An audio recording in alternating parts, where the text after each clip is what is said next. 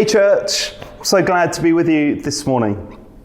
I just thought right at the beginning I would just remind ourselves of where we've got to with our Entrusted series, of this mandate, this statement of who we are as a church and who we are to be as a church in our present and in our future.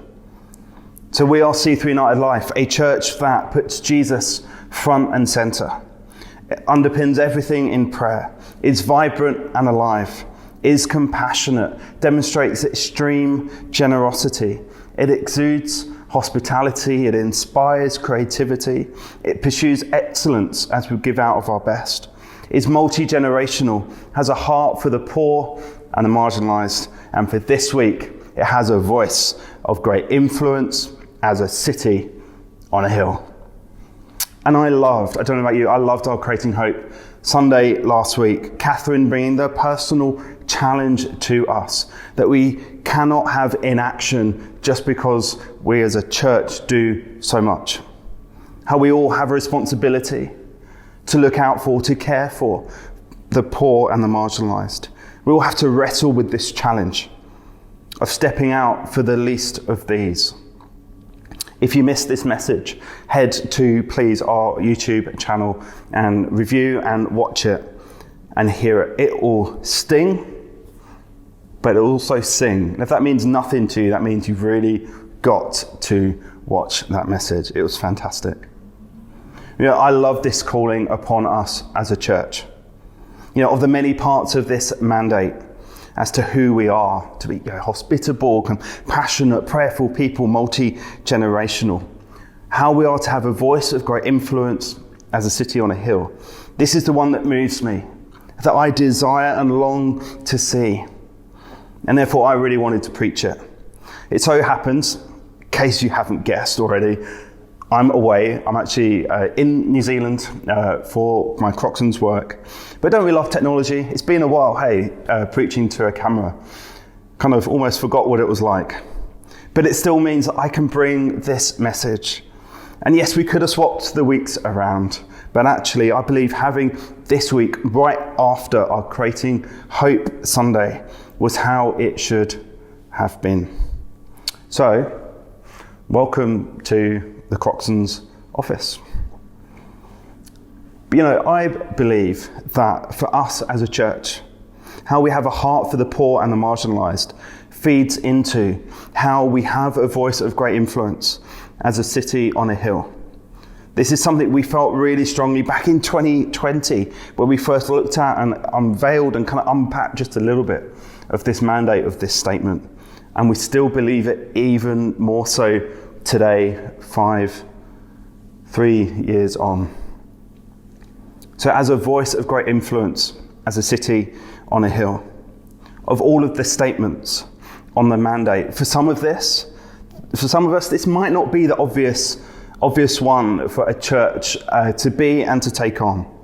So why? Why do we believe as a leadership that as individuals and as a church we are called to have a voice of great influence as a city on a hill? We know next year we celebrate a significant birthday in the life of C3 UnitedLife. 15 years. Amazing. 15 years as C3 UnitedLife. And throughout that history, we've always had a great presence.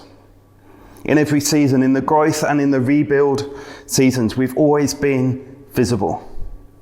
From being a meeting in the Empire Cinema way back in 2009, to having a building smack back in the High Street in 188 High Street, Sutton, and of course our very own Taps of Coffee right there in the middle, both described as a lighthouse for the local community. To here, where we are now at Bourne Hall, right in the centre of the community of Ewell. See, we believe that we are as a church to be present, to be visible to our communities, and to have a voice that's heard, that carries influence to take the gospel, to take Christ into places that we as individuals are called to, and collectively still as a church. And through how we serve our communities, we will be thrust into places where we least expect it, where our voice matters, and to influence others. This, we believe, is a fundamental calling of us as a church. And that, in case you haven't already worked it out, gets me really excited. We are to be that city on a hill, visible, present, that carries influence and impacts our communities with the good news of Jesus Christ. And so, to be that city on a hill, it will always take every single one of us to take hold of this mandate, this calling to play our part, to live it out. There's a passage in Matthew 5 which really reflects what God asks of his people. There's Matthew 5 verses 13 to 14. You, that's us, if you and me, are the salt of the earth. But if the salt loses its saltiness, how can it be made salty again? It is no longer good for anything except to be thrown out and trampled underfoot. You, that's you and me, that's us. We are the light of the world. A town built on a hill cannot be hidden.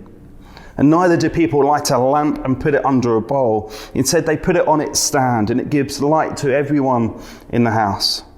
In the same way, let your light shine before others, that they may see your good deeds and glorify your Father in heaven. Let us just pray first quickly. God, I thank you for this message. I thank you for how we are called to be a city on a hill shining bright for you. God, I just pray that this message will not return void, that hearts and ears are open this morning, not just to hear my words, but God, to hear your heart for us as individuals, to hear your heart for us as a church. In Jesus' name, amen. Now, earlier in the summer, we, as the Croxson family, we were able to get away to Italy for a week's holiday. It was lovely. The house that we rented was in the middle of the countryside, 30 minutes from the nearest town and shops. Bliss, lovely, really remote. But it was at the end of this uphill, crazy, long road full of gravel, full of ruts. It was thin, it was dusty, loads of blind corners. You probably get the idea, and it led to the house. It was not always a pleasant drive for the passengers anyway. But finally, you would round one corner and you could see across the valley, through the trees, the house sitting proud at the top of the hill overlooking the whole valley. The house was built there many centuries ago to oversee the whole valley. Probably the equivalent to an English manor house, as you and I might kind of imagine, maybe a bit easier, overlooking the manor, overlooking the estate. Now, we didn't particularly feel as if, we were sat out on the top of the valley, kind of owning it as perhaps the owners did many generations ago. But occasionally, I'm not going to lie, I would walk out in the morning, obligatory espresso in hand, and survey the valley and pretend that it was all ours. What a thrill, fantastic. That everything we could see was part of the manor, part of the estate. And at night when we ate outside, we would see across the valley these other houses lit up, beacons of light in an otherwise pretty dark valley. The house itself would be bright at night, lighting up the way. Certainly from the long winding road that we had to take up every time, it was visible, representing our destination, our bed, our rest spot. Now, our journey to get to the house actually started obviously back in the UK, back at our home. And it was long to get there, 3 days of travel, 2 overnights in cities. But it was easy when we had our destination in mind, when we knew what we were going to. And the journey, obviously, made it part of the holiday, and we knew that we had to cover miles or kilometres to get there. What an expectation we had about our destination. And even before the journey, we had to prepare ourselves. We had to prepare the car, make sure the fluids were in, the tyres were pumped up, to make sure the kids were comfortable, to make sure we had directions and snacks and everything else that we might need for this long, slightly crazy journey. And we knew that if we weren't prepared, doing the stuff before the trip even started, then we wouldn't have got to our destination, to the house on the hill. In the house itself, we came up to one evening. Actually, there were no lights on. It was dark, and as we approached up the road, you looked across the valley, we couldn't see it. Kind of knew where we were going because we knew the road, but it was pitch black. There was no beacon welcoming us in, no sign of life, no sign of safety. And the thing is, even if just one light was on, it wouldn't have been enough. It needed all the lights for it to be seen, for it to fulfill its purpose, its mission, to welcome people into it. And this passage in Matthew tells us something similar. You are the light of the world. That is both us collectively as a church, but also you and me as individuals. Like the house that wouldn't be lit up by just one light, the church, to be visible as a city on a hill, needs all the light. It needs every one of us shining bright. My light isn't enough.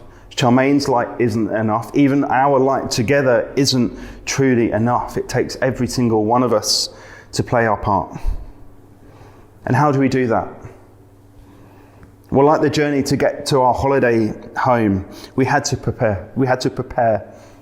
And if we read the earlier parts of Matthew 5, it's a passage otherwise known as the Beatitudes. And for time, I won't read them all out, but in the Message translation, it says this about some of them.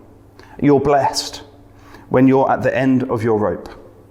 With less of you, there's more of God and his rule. You're blessed when you're content with just who you are. No more, no less. That's the moment you find yourselves proud owners of everything that can't be bought. You're blessed when you've worked up a good appetite for God, his food and drink in the best meal you'll ever eat. And you're blessed when you care. At the moment of being careful, of being full of care, you find yourself cared for. And you're blessed when you get your inside world, your mind and your heart put right. Then you can see God in the outside world. And you're blessed when your commitment to God provokes persecution. The persecution drives you even deeper into God's kingdom. There is no mistake that Jesus tells us to be salt and light to the world just after the Beatitudes. The Beatitudes is a set of inequalities that can't only be developed or displayed in isolation from the world. But Jesus wants us to live them out, visible to all in the world. The Beatitudes are character traits of those who are truly part of God's kingdom.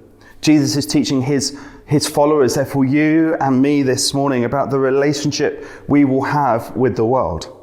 We are to be salt and light. We are to be salt, to bring out God flavours into the world, as one translation says in this passage. A bland, unseasoned, unexciting meal can be transformed by the addition of salt, bringing out the other flavours to the forefront, to be tasted and enjoyed. And we are to do that, to bring out God into the world, to taste and see that the Lord is good, to bring out his character, his love, his grace into our world. It is not the role of a few, but the role of us all. Back to the holiday home. It stood to be visible. It stood to be conspicuous, to be seen near and far, to be prominent and not hidden. Hard to take your eyes off. But as a house, without the owner living in it, without the presence of the owner, it would just be a building with no power by itself over the valley, no power to get the people to work in the olden times, no power to effect change. And if you think about a city for a minute, what makes a city? Different houses, businesses, services, supermarkets, restaurants, museums, office blocks, beautiful church buildings, probably a museum or two, and hospitals. But actually, it's the people. And I love London. I love going to London. And I remember seeing videos during COVID, right? I'm sure you do as well, of cities all across the world empty due to lockdown. London is still nice buildings, nice architecture, nice places, but it clearly wasn't really London. It needed the people to make it the city that we know. And as a church, we believe we are called to be people of presence, people of power, and people of purpose. Like the house without its owner in residence, without a city without its people, a church without its believers shining their light, keeping Jesus front and center, being compassionate, being generous, being hospitable, playing their part. A church without that is nothing at all. For us as a church, to be everything that God is calling us, asking us to be, it takes all of our lights collectively for C3 UnitedLife to shine as bright as she needs to be. It needs a Create and Hope team. Amazing. It needs a TAPTA team. It needs the home team. It needs a tech team. It takes you and me in our homes. It takes you and me in the street. It takes you and me in the supermarket. It takes you and me in our workplaces. It takes you and me in the car park. It takes you and me on the train, on the bus, wherever we are, to be Jesus to those around us. You're offering a meal, offering a prayer, offering a shoulder to cry on, maybe just a hi, how are you? A conversation starter. John 8:12 says, when Jesus spoke again to the people, he said, I am the light of the world. Whoever follows me will never walk in darkness, but will have the light of life. As Christ followers, we reflect his light. By myself, I don't amount to much, particularly. But when Christ shines through me, when Christ shines through you, when we are operating out of our calling, that is when we see change. That's when we see people falling in love with Christ. That's when we see marriages being restored. That's when we see people turning a life of destruction into a life of purpose. Come on. When we are present with purpose, we see God's power at work. And it is so much more actually than just a reflection of God. But as Christ lives in us, changing us into his image, we are no longer darkness, but we actually are light ourselves, carrying Jesus into our world, into other people's situations, into their lives. Now I know that as well as being called to being a pastor, I'm also called into the marketplace to run a business. And you don't need me to tell you that the world can be a pretty dark place. But I know that when we shine brighter, when operating in our sweet spot, where God has called us, that is when we see light triumphing over darkness. Come on. As believers, living a life by God's values, we have to be willing sometimes to step out, to expose what isn't right. We're called to bring the light of truth into friendships, into families, into businesses, into an education system, why not even into a government? Because if we believe that we are where we are supposed to be, in terms of work and life, etc., then here's the question: what impact are we making? Is the atmosphere better? Are the people living better lives? Is the culture better because we're there, because we're present? Sometimes it's about calling out what isn't right, and sometimes it's about using quiet power. Our choice of language, our behaviour, it should shine bright as not living by the world's values, but of something far greater. A driver for how we live, for how we talk, for how we love, for how we show grace, for how we forgive, for how we live this life that Christ is asking us to shine bright, to bring out the God flavours and colours into the world. Light is needed because the world is in darkness, but if our faith imitates that darkness, we have nothing different to show the world. To be effective, to our calling, to our mission, we must show the Christian distinctive. We can never change the world for Jesus by becoming like the world. The challenge to live in the world but not be influenced by it. But think about this challenge for a minute. What if you are the only Christian that your work colleagues know? What if you are the only Christian that your neighbours know? If we get what it means to be a city on a hill, shining bright individually and collectively, to be a city on a hill, then God will use us. He will amplify our voice. He will amplify our influence to be part of the change in our boroughs that is needed to see the salvation of the communities that we live in. And that is how we are called to live. Visible lives that attract attention to the beauty of God's work in our lives. Visible lives that amplify the difference that God has made in our lives and amplifies what he wants to do through us in our communities. Our personal and collective calling is to be salt and light to the world, like a city on a hill shining bright. We are expectant.